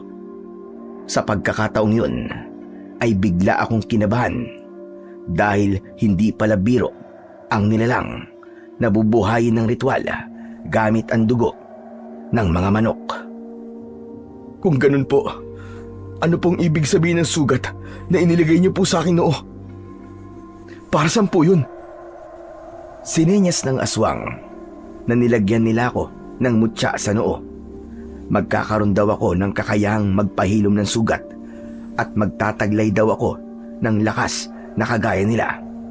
Yun din daw ang dahilan kung bakit nauunawaan ko kung ano ang ibig sabihin ng mga senyas nila. Ano pong klase ng mutya ang tinutukoy niyo? Lumapit ang isa sa kanila mula sa likuran ng pinuno. Ibinigay niya sa akin ang isang tela na merong bilog na larawan sa gitna. Isang kakaibang mapa na merong sagisag ng araw at 2 tatsulok sa tagkabilaan nitong tabi. Ano pong bagay na to? Itinuro niya sa akin ang bilog na hugis, at nang matitigan ko yun ay napatingin ako sa kanyang muka. Mutya ng araw? Sa pagitan ng 2 mundo? Tama po ba ang pagkakaintindi ko? Tumango ang aswang na tikbalang sa tanong ko bilang tugon niya sa akin. Kinilabutan ako sa aking mga natuklasan. Tama nga ang hinala ko. Hindi nga kayo taga rito. Siya nga po pala. Ano po ang lakas na taglay ng mutya ng araw sa pagitan ng 2 mundo? Magaganap lang daw ang pagkakaroon ng lakas ng aking mutya sa oras na maglaban na kami ng Supremo. Pero, bakit ako po ang napili nyo? Dahil daw sa nakita nilang kakayahan ko habang nakikipaglaban ako sa kanila. Napatunayan daw nila na ako na ang matagal na nilang hinahanap. Ang tao raw na may mabuting puso na tumulong sa ibang tao ay isa sa kanilang hinahanap na katangian sa mandirigmang napili nila. Maya-maya pa ay nagpaalam sila sa akin para umalis. Nakahanda raw silang tumulong sa akin. Sa oras daw na kailanganin ko sila. Naiwan akong natitigilan. Pagkatapos, hinaplos ko ang aking noo. Saka ako napalinga sa paligid. Saka ko lamang naalala ang asawa kong si Marta. Kailangan ko na makarating sa bahay ni Lolo Tasyo. Teka, ipapaalam ko ba sa matanda ang nangyari sa akin ngayon? Saglit ako nag-isip. Maya-maya pa ay naisip ko na mas makakabuting wag ko na munang ipaalam sa matanda ang tungkol sa mga aswang na tikbalang upang hindi na madamay ang matanda sa problema ko. Pagkalipas ng ilang minutong paglalakad, nakarating na ako sa bahay ni Lolo Tasyo. Bukas ang gasera at napansin ko kagad si Buknoy na nakadapo sa bintana. Nang makita niya ako, agad siyang lumipad papunta sa akin. Humapon siya sa aking braso at nagpakawala ng 2 beses na pagtilaok bilang pagpapakita niya sa akin ng tuwa dahil sa wakas nakabalik ako ng ligtas. Pero nang matitigan ko ang kanyang mga mata, tila ba nakaramdam ako ng kakaibang sakit mula sa aking noo. Aray! Aray ko! Anong nangyayari sa akin? Saglit akong natigilan. Nagtataka ko sa kakaiba kong pakiramdam. Ngunit nang maisip ko na baka dahil yon sa mutya na nakabaon sa aking noo, ay nawala ang pag-aalala ko. Maya-maya pa ay nakita ko na si Marta na sumilip sa bintana. Enteng! Enteng! Diyos ko, salamat! At ligtas ka! Agad akong pumasok sa loob ng bahay ni Lolo Tasyo. Mabilis naman akong nilapitan ni Marta at mahigpit niya akong niyakap habang umiiyak. Mahal ko! Akala ko napahama ka na. Bakit ngayon ka lang bumalik? Pasensya ka na kung pinag-alala kita, Marta. Kailangan ko munang iligaw ang mga aswang na tikbalang. Pero mabuti na lang, nakatakas ako sa kanila. Teka, ano ba nangyari? At bigla ninyong natsyempuan ang mga halimaw na yon? Hinarangan po nila kami, Lolo Tasyo. Hindi naman po sana mangyayari yun kung hindi kami pinasok ng aswang na taong lobo na si Lito. Kung ganon, tama lang ang desisyon nyo na dumito muna kayo sa bahay ko. Dahil balot ito ng proteksyon, hindi nila kayo masusundan dito. Lolo Tasyo, sa palagay ko po, si Mang Anton ay isa ring aswang na taong lobo. Hindi po ba tauhan niya si Lito? Baka ganun din ang ibang mga tauhan niya. Kanina ko pa nga yung pinag-iisipan. Kaya siguro, balak nilang kunin ang manok mo dahil sa kanilang masamang layunin. Kaya gawin mo ang lahat, Enteng Manok. Wag na wag mong hahayaan na makuha nila si Buknoy, lalong-lalo na sa paglitaw ng kulay pulang buwan. Yung po ba ang oras ng pagsasagawa ng ritual?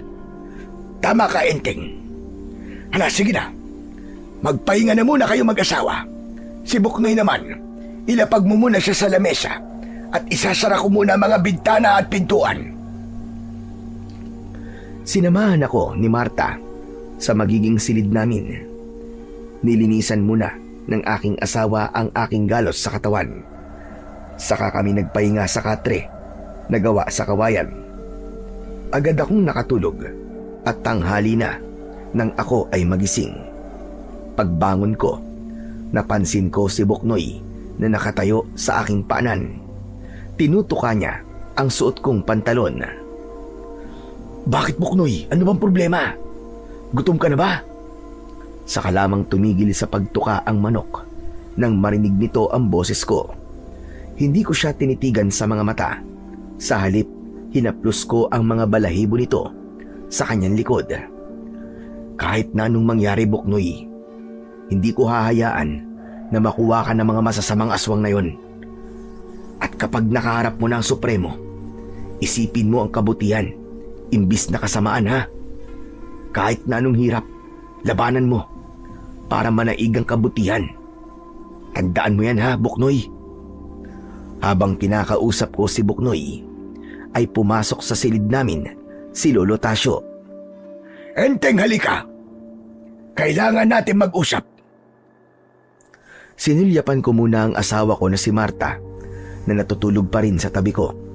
Iniwan ko muna si Buknoy, saka ako lumabas ng silid.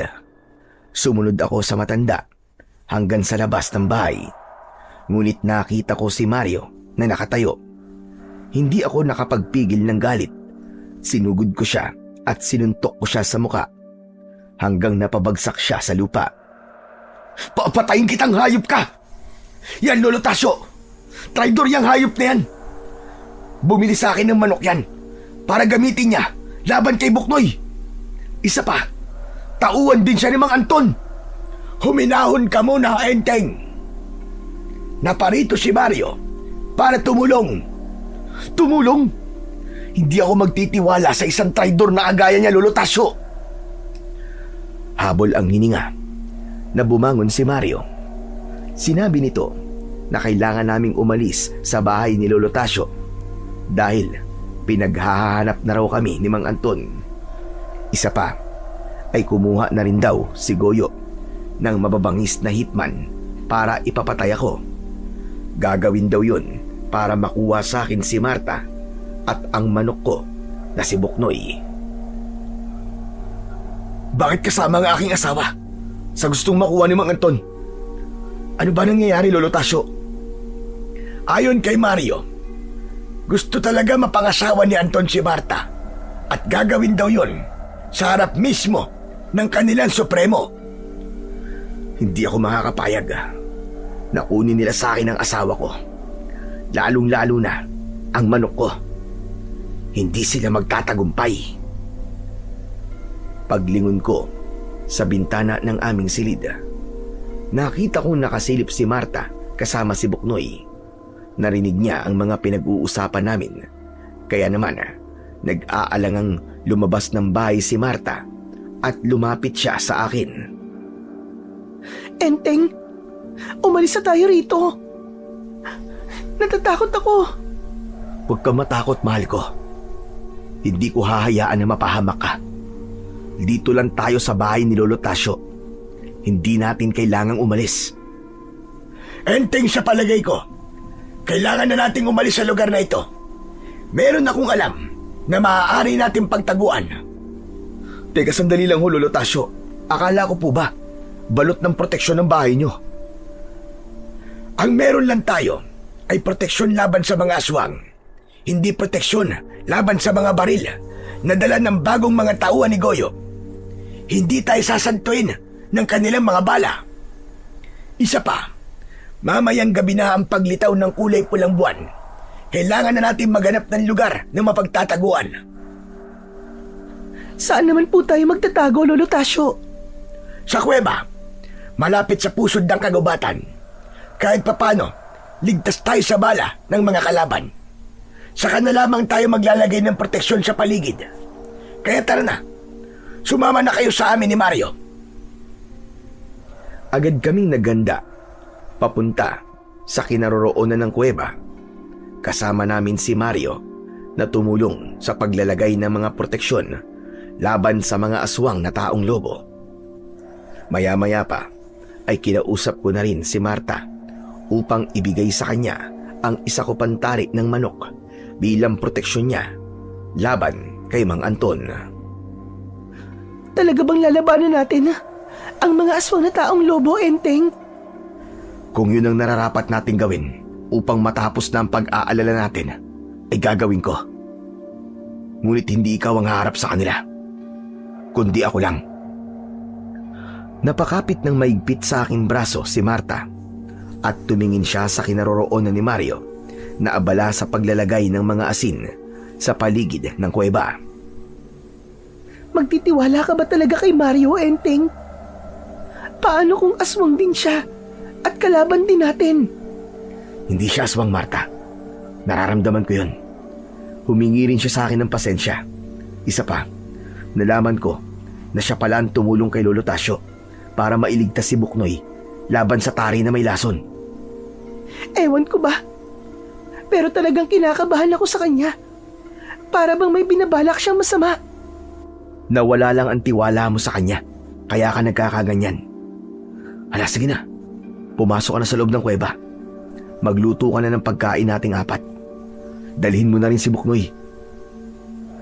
Isang malalim na buntong hininga ang pinakawalan ni Marta bago siya pumasok sa loob ng kuweba. Buong maghapon kaming naghanda ng paglalagay ng proteksyon sa paligid ng kuweba.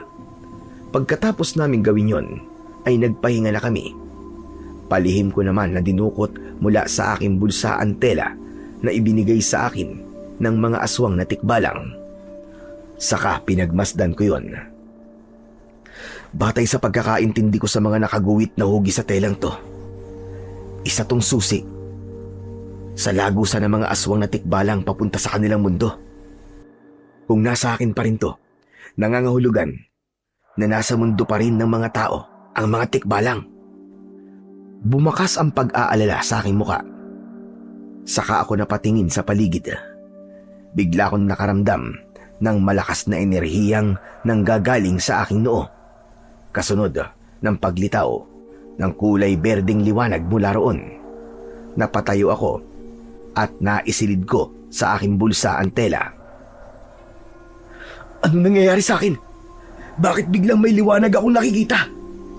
Napansin ko na nakatingin sa akin si Lolo Tasyo. Kaya naman, lumapit siya. Dahil doon, naging malikot ang aking mga mata. Nag-alala ako na baka nakikita rin ni Lolo Tasyo ang liwanag na lumitaw sa aking noo. Anong nangyayari sa'yo, Enteng? Bakit namumutla ang labi mo? Pumasok sa isip ko na ako lamang pala ang nakakakita sa liwanag na biglang lumitaw sa aking noo. Meron lamang po akong biglang naalala, Lolo Tasyo, tungkol po sa mga aswang na tikbalang. Ano ang tungkol sa mga aswang na tikbalang? Nag-aalala lamang po ako na baka bigla po silang umatake dito. Hindi sila kagad makakalapit sa kuweba. Ang dapat mong alalahanin ay kapag natuntun tayo ni na Anton at Goyo.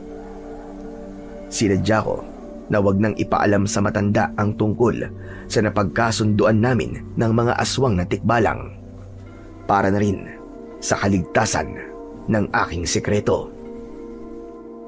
Alam mo ba, Enteng, magmula nang bumalik ang ligtas, para bang merong nagbago sa'yo? Po? Ano pong ibig niyo sabihin? Hindi pa naman ako sigurado kung ano ang nararamdaman kong mabigat na presensya mula sa'yo. Pero huwag kang mag-alala. Hindi naman siguro masama ang nangyari sa'yo habang hinahabol ka ng mga aswang na tikbalang. Ano naman po ang gusto niyong sabihin? Ang mga aswang na tikbalang ay mahusay magmanipula ng tao para mahulog sa kanilang bitag. Kaya sa sandaling makaharap mo sila, hindi sila papayag na hindi ka mamatay. Dahil sa kadahilanang pinangangalagaan nila ng gusto ang kanilang lahi, hindi nila hahayaan na merong makakita sa kanilang anyo at may makapagsabi sa mga tao na totoo ang mga tikbalang. Pero hindi po nila ako napatay. Nabigo po sila. Nakaligtas ako. Kaya ano pong inaalala nyo? Wala naman akong inaalala. Sana lang wala kang itinatagong lihim sa akin. Biglang nanlamig ang aking buong katawan at bumundol ang kaba sa aking dibdib. Para bang alam na ni Lolo Tasyo ang lihim ko. Kaya naman, napatayo ako at sinadya kong umiwas sa matanda. Lolo Tasyo, maglilibot na po muna ako sa paligid ng kuweba. Magbabantay po ako. Sige, ikaw ang bahala. O, paano? Kailangan ko na munang pumasok sa loob ng kuweba. Magpapahinga muna ako. Siya nga pala, mag-iingat ka ha. Baka mamaya niyan makaharap mo ang mga aswang na taong lobo. Huwag po kayong mag-alala. Kaya ko po ang sarili ko. Isang tapik sa balikat ang itinugon sa akin ni Lolo Tasyo. Maya-maya pa ay naglakad na ako sa paligid ng kuweba hanggang sa makarating ako Sa gitna ng kakawyan, bigla ako natigilan nang marinig ko ang boses ng mga kalalakihan na nag-uusap. Natanaw ko ang malakas na liwanag mula sa kanilang mga sulo. Nagtago ako sa likod ng puno at sinilip ko sila. Totoo nga, mga armado nga sila. Akma na sana akong aalis sa lugar na yon nang bigla namang magsalita si Goyo. Napatingin ako sa lalaking kausap niya. Ano ka mo? Wala na sila sa kubo ng matandang yon? Ha! Kung ganun, magsipagkalat kayo. Hanapin nyo si Enteng Manok. Agad na nagsipulasan ang mga tao para hanapin ang aming kinaroroonan. Sinundan ko naman ang isa sa mga tauhan ni Goyo at hinarangan ko siya sa daan. Hoy, kumag! Ako ba hinahanap mo? Nandito na ako. Huwag ka lang mag-aksaya ng oras. Agad na itinaas ng lalaki ang kanyang hawak na baril para sana paputukan ako. Ngunit naging maagap ako. Nilapitan ko kagad siya at nilaslas ko ang kanyang braso. Nabitiwan niya ang kanyang hawak na baril, kaya nagkaroon ako ng pagkakataon para laslasin ang kanyang leeg. Bumagsak ang lalaki sa lupa habang nagkikikisay ang katawan at hinintay ko kung magpapalit siya ng anyo. Pero nagulat ako. Hindi ka aswang? Akala ko aswang ang mga armadong kinuha ni Goyo. Saglit akong nag-isip at inilinga ko ang aking paningin sa paligid. Nang mapansin ko ang maliwanag na sulo na dala ng pangkat ni Goyo, mabilis ko silang nilapitan at si Goyo na mismo ang hinarap ko. Saan kayo pupunta? Hindi ba't ako ang hinahanap nyo? Paputukan nyo! Patayin nyo, dali! Agad na umalingaw-ngaw ang mga putok ng baril, habang ang mga bala naman ay tumama sa katawan ng mga puno at lupa. Naiwasan ko ang kanilang pag-atake at tumakbo ako ng mabilis paikot sa kanila. Kailangan ko silang mailigaw para hindi nila matuntun ang kinaroroonan ng aking asawa at ng aking manok na si Buknoy. Ngunit nagulat ako nang marinig ko ang pagtilaok ni Buknoy mula sa madilim na bahagi ng kakawyan. Hindi maaari. Bakit tamaan siya ng bala? Bakit pa kaya siya sumunod dito? Tinako ang daan para lapitan ang pinagmumulan ng tilaok ni Buknoy at nanlaki ang aking mga mata nang makita kong pinagtututukan niya ang mga mata ng mga taong may hawak na mga baril. Agad ko naman silang nilapitan at tumulong ako kay Buknoy. Nilaslas ko ang leeg ng mga tauhan ni Goyo. Pagkatapos, dinampot ko si Buknoy para magtago sa likod ng puno. Maya-maya pa, dumating na si Goyo. Dinatnan niya ang kanyang mga tauhan na naliligo sa sarili nilang dugo at butas na ang kanilang mga mata. Dala ng labis na galit, nagpaputok ng baril si Goyo. Enteng! Magbabayad ka sa ginawa mo sa mga tauhan ko! Sige! Hanapin niyo siya! Kailangan niyong patayin si Enteng Manok dahil banta siya sa ating mga binabalak. At kapag napatay na natin si Enteng Manok, isunod niyo naman si Boss Anton! Bigla akong natigilan sa aking mga narinig. Napatingin ako kay Buknoy. Bakit pati si Mang Anton balak patay ni Goyo? Ano kaya ang binabalak niya?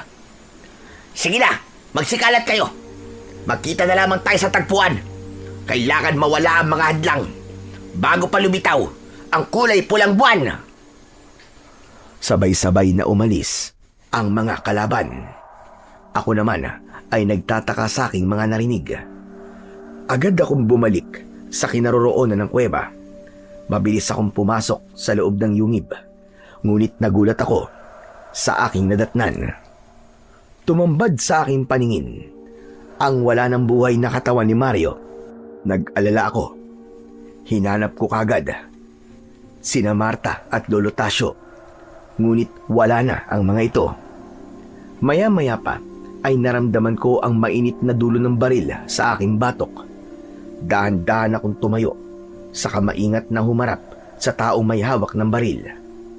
Napangisi ng nakakaloko si Goyo bago siya nagsalita. Sinasabi ko na nga ba't dito kita matatagpuan eh. Hala, sige. Lakad! Nagtataka ako kung paano nakapasok si Goyo sa loob ng kuweba. Gayong alam ko na mayroong proteksyon ang paligid ng yungib. Saan mo ako dadalin? Huwag kang mag-alala. Hindi na ako mahihirapan kung saan kita dadalhin. Dahil narito ka na mismo sa kuta namin. Anong ibig mo sabihin, ha? Maglakad ka papasok sa loob ng kuweba at malalaman mo kung anong klaseng lugar to. Hala, sige. Lakad! Itinulak ako ni Goyo gamit ang hawak niyang baril. Kasunod ko sa paglalakad ay ang kanyang 6 na mga tauhan. Kinuha muna ni Goyo ang manok ko na si Buknoy bago nila iginapos ang aking mga kamay. At habang tinatahak namin ang daan papasok sa kuweba, ay napansin ko na maraming nakasulat na letra sa bawat pader na bato. Maya-maya pa ay nakarating kami sa pinakadulo ng kuweba. Bumungad sa aking paningin ang maliwanag na sikat ng buwan. Walang bubong na bato ang kuweba na pinagdalhan sa akin ni Goyo. Sa gitna ng maraming mga tauhan ni Goyo, nakahiga roon si Lolo Tasyo. Walang malay, katabi niya ang asawa kong si Marta. Mga hayop kayo! Anong ginawa niyo sa asawa ko? Pati kay Lolo Tasyo! Ang hina pala ng isip mo eh. Ano ka ba? Utak manok ka na rin? Hindi pa rin ba manilaw sa'yo? Bahagi ito ng pagsisimula ng aming pagpapalakas ng kapangyarihan. Pakawalan mo sila! Hindi kayo magtatagumpay sa pagiging supremo ninyo! Nakakatawa ka. Hala, sige. Igapos nyo na ang hayop na ito dun sa poste, malapit sa higaan ng kanyang asawa. Para naman makita niyang mabuti ang pagsasagawa natin ng ritual. Patulak nila akong pinalapit sa kinaroroonan ng aking asawa na si Marta. Hinawakan nila ako sa kamay at isinabit nila ako sa poste. Maya-maya pa, lumapit si Goyo sa tabi ni Lolo Tasyo habang hawak nito ang manok na si Buknoy. Mahal naming Supremo, maghintay labang kayo dahil nalalapit na ang muli ninyong paggising. Itinaas ni Goyo ang manok sa ere. Pagkatapos ay iginapos katabi ni Lolo Tasyo. Huwag mong idamay ang matanda sa kalokohan mo, Goyo! Pakawalan mo na rin ang asawa ko! Hindi ikaw ang masusunod dito, Gonggong. Pagmasdan mo na lang ang gagawin ko kay Marta bilang alay ko sa mahal na Supremo. Itinaas ni Goyo ang kanyang palad at naghiwa siya sa kanyang kamay. Tumulo ang dugo at ipinatak niya yon sa bibig ni na Marta at Lolo Tasyo.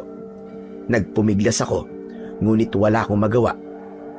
Litong-lito na ako sa mga nangyayari. Maya-maya pa ay dumating ang maraming mga alagad ni Goyo. May mga dala silang manok na galing sa nakaw at ang punyal na hawak nito ang ginamit na panggilit sa leeg ng mga manok. Ipinaligo niya ang dugo ng mga manok sa katawan ni Lolo Tasyo at Marta. Pagkatapos, sinugatan nila si Buknoy at ang dugo nito ang ipinainom sa matanda. Habang nasa kalagitnaan ng pagsasagawa ng ritual si Goyo, dumating naman si Mang Anton kasama ang kanyang mga tauhan. Lahat sila ay nakatutok ang baril sa kinaroroonan ni Goyo. Bitiwan mo ang punyal, Goyo. Dahil kung hindi, pauulanan ko kayo ng bala. Ha! Hindi mo na ako tauhan ngayon, Boss Anton. Isa na akong disipulo ng aking mahal na Supremo. Kahit sino ka pang hinayupa ka, hindi ka sasantuin ng bala ko. May mga katas ng bawang ang bawat bala ng baril. At kapag hindi mo pinakawalan ang aking anak, papatayin kitang hayop ka. Teka, sandali. Sinong anak ang tinutukoy mo, Mang Anton? Si Marta. Siya ang anak ko. Ha? Pero paano nangyari yun? Ipinaampun ko si Marta para hindi siya mahanap ng mga alagad ni Supremo. Ngunit nagkamali ako. Nalaman ko na matagal na pala akong nahulog sa bitag ng mga aswang na yan. Dahil espina Supremo ng mga aswang si Goyo. Kaya ngayon, binibigyan kita ng pagkakataon, Goyo. Pakawalan mo ang anak ko. Kayo ang magbaba ng baril. Dahil kung hindi, papatayin ko kaagad to si Marta. Bumundol ang kaba sa aking dibdib nang itapat ni Goyo ang kanyang punyal sa tapat ng nakahigang si Marta, kasabay ng pagbabago ng kulay ng liwanag ng buwan. Nang kumalat ang pulang liwanag sa paligid, bumangon si Lolo Tasio, uminat-inat ang kanyang mga kamay at tumingin sa akin, kasabay ng pagbabagong anyo nito. Lolo Tasio, anong ibig sabihin nito? Kayo ang totoong Supremo? Enteng, hindi mo alam na si Tatang Tasyo ang Supremo ng mga aswang? Binuhay ng dugo ng mga manok ang natutulog na diwa ng isang Supremo sa loob ng katawan ni Tatang Tasyo. Kaya nga pilit kong kinukuha sa'yo si Buknoy para hindi siya magamit sa ritual. Akala ko tuloy, kakampi ka ni Tatang Tasyo dahil pinoprotektahan mo si Buknoy. At yun din ang dahilan kung bakit inilalayo ko sa'yo si Marta. Pagkatapos kong marinig ang mga sinabi ni Mang Anton, bumakas ang galit sa aking muka. Hindi ako makapaniwalang niloko ako ni Lolo Tasio, at sa harapan ko mismo, nagbago ang anyo nito. Naging bato ang kanyang katawan, naging kulay pula ang kanyang mga mata. Kasabay niya ring nagpalit ng anyo si Goyo bilang isang aswang na taong lobo. Uminit naman ang aking pakiramdam at lumitaw ang malakas na liwanag mula sa aking noo. Natunaw ang lubid sa aking mga kamay. Bumagsak ako sa saig ng kuweba. Maya-maya pa, nakawala si Buknoy at siya agad ang umatake sa natitigilan na si Goyo. Kaya naman, agad kong nilapitan si Marta at tinanggal ang lubid na nakagapos sa kanya. Sakto, nang matanggal ko ang mga yon, inatake ako ng Supremo ng mga aswang ng suntok sa aking likod. Subalit hindi ako natinag. Gumanti ako sa kanya ng malakas na suntok. Tinamaan naman siya sa kanyang dibdib at bumalandra siya sa pader. Mang Anton, ilayo niyo po rito si Marta! Bilisan niyo! Agad na kumilos si Mang Anton para iligtas si Marta, kasabay ng paglabas nila ng kuweba. Umalingaw-ngaw ang pagpapalitan ng putok ng mga baril sa magkabila ang panig, habang ako naman ay hinarap ang Supremo ng mga aswang. Wala ka lang magagawa, kaya sumuko ka na! Hindi ako susuko. Ikaw ang dapat na sumuko. Dahil di ko ahayaan na magtagumpay ka sa masamang binabalak mo. Tama na, Satsat! Simulan na natin ang laban! Nag-alagagamba si Lolo Tasio nang gumapang siya sa pader ng kuweba papunta sa aking kinaroroonan. Dinampot ko naman ang baril mula sa namatay na tauhan ni Mang Anton at pinaulanan ko siya ng mga bala. Ganon din ang ibang mga tauhan ni Goyo na hindi makalabas sa pinagtataguan dahil sa pagpapaputok naman ng mga baril ng mga tauhan ni Mang Anton.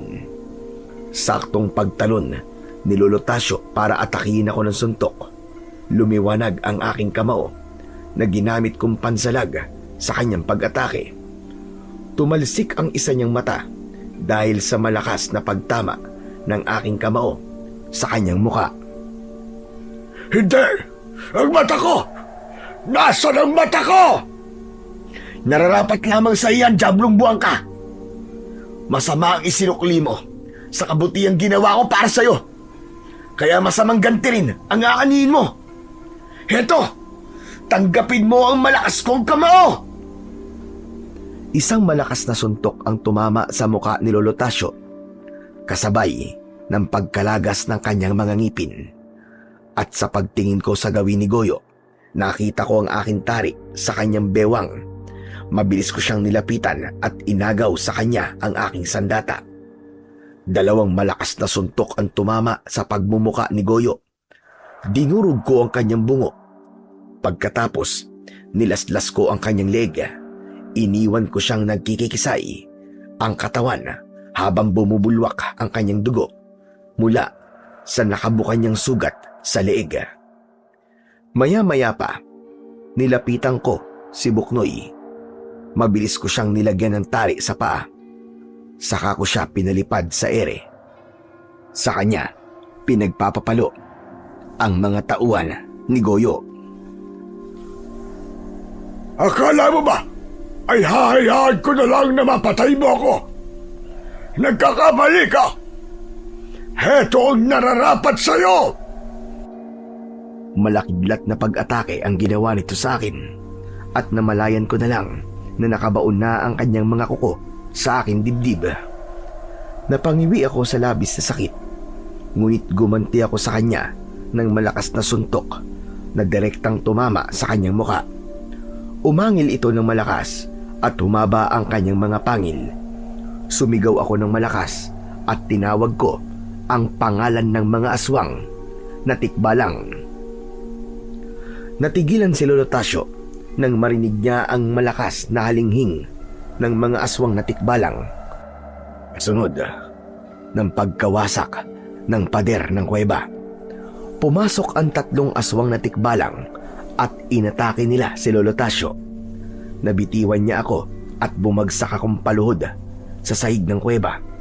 Hinawakan ng mga aswang na tikbalang si Lolo Tasyo at sumenyas ang isa sa kanila na gawin ko ng nararapat para patayin ang supremo ng mga aswang. Inipon ko ang lahat ng aking lakas hanggang sa lumitaw ang liwanag mula sa aking noo. Kumalat yun sa buong loob ng kuweba. Ngunit bigla kong naramdaman ang masakit na pagkahiwa ng tari sa aking noo. Nakita ko si Buknoy. Inuutusan siya ni Lolo Tasyo. Tuluyan mo na siya, Buknoy! Ako ang dati mong amo! Ako ang sundin mo! Nang mapatingin ako sa mga mata ni Buknoy, nasilaw ako at naramdaman ko ang panghihina sa aking katawan. Pumikit ako at muli kong pinalitaw ang malakas na liwanag mula sa aking noo, kasabay ng pakikipag-usap ko kay Buknoy. Buknoy, kung natatandaan mo mga sinabi ko sa'yo, labanan mo ang utos sa'yo ng amo mo. Kahit gano'n pa kahirap, huwag mong hayaan na matalo ka ng kasamaan. Lumaban ka sa kanyang kapangyarihan. Pagmulat ko ng aking mga mata, tumama ang malakas na liwanag sa katawan ng supremo ng mga aswang na si Lolo Tasyo. Kasabay ng paglipad ni Buknoy papunta sa kinaroroonan nito, kitang-kita ko ang pagtarak ng tari sa leeg ng supremo. Unti-unti siyang nalusaw hanggang sa tuluyan siyang maging abo at bumagsak yon sa lupa. Naglaho ang kulay pulang liwanag sa paligid. Ganon din ang liwanag mula sa aking noo. Nang maubos ang mga aswang, natira ang mga tauhan ni Mang Anton. Bigla ang tuwang naramdaman ko nang marinig ko ang boses ni Marta mula sa aking likuran. Enteng! Asawa ko! Sa paglingon ko sa gawin ni Marta, agad niya akong niyakap ng maigpit. Pagkatapos hinarap ko naman ang mga aswang na tikbalang. Nagpasalamat ako sa kanila. Saka ko ibinalik ang tela sa mga ito. Maya-maya pa, nagpaalam na rin sila at tuluyang naglao sa aming paningin. Maya-maya pa, lumapit naman si Mang Anton. Maraming salamat, Enteng. Patawarin mo ko dahil hinusga kita. Akala ko kakampi ka talaga ni Supremo. Kalimutan niyo na po yun. Ang mahalaga, patay na ang Supremo. Hinusgahan ko rin naman po kayo. Akala ko May gusto talaga kayo sa asawa ko eh. Akala kasi ni Marta, namamanhikan ako ng gabing yon. Palabas ko lang yun, para hindi isipin ng alagad ni Supremo na anak ko si Marta. Napaniwala niyo po ako, Tay. Ang galing niyo po kasing umarte. Pati nga ako eh, ang buong akala ko, si Mang Anton ang kalaban ko. Abay akalain mo, si Lolo Tasyo pala ang supremo ng mga aswang. Nagpanggap lang ako ng masamang tao para mahuli ko ang mga alagad ni Tatang Tasyo. Hindi ko naman nakalain na si Goyo pala yun. Nang tumilaok si Buknoy, saka ko lamang siya napansin. Dinampot ko siya at sobra akong nagpasalamat sa ginawa niya. Pagkatapos ng gabing yon, ay muli kaming bumalik sa bahay. Ginamot ko ang sugat ni Buknoy at kinalimutan namin ang mga nangyari sa loob ng kuweba, pati na ang tungkol sa mga aswang na tikbalang. Ipinagpatuloy ko ang pagtulong sa mga taong naghihirap. Kasama ko si Tatay Anton na siyang nanguna upang maglunsad ng libreng pabahay sa mga matatandang inabandona ng kanilang mga anak. Ilang taon din akong naging manunugis ng mga aswang. Inubos ko ang natitirang mga alagad ni Lolo Tasyo at Goyo hanggang sa wala na ngang natira sa mga lahi ng mga aswang na taong lobo at bumalik na sa dating katahimikan ang aming baryo. Hanggang dito na lamang po ang aking kwento. Sana po ay may napulot po kayo na magandang aral. Hanggang sa muli, at pagpalain nawa po kayo ng Diyos na may kapal.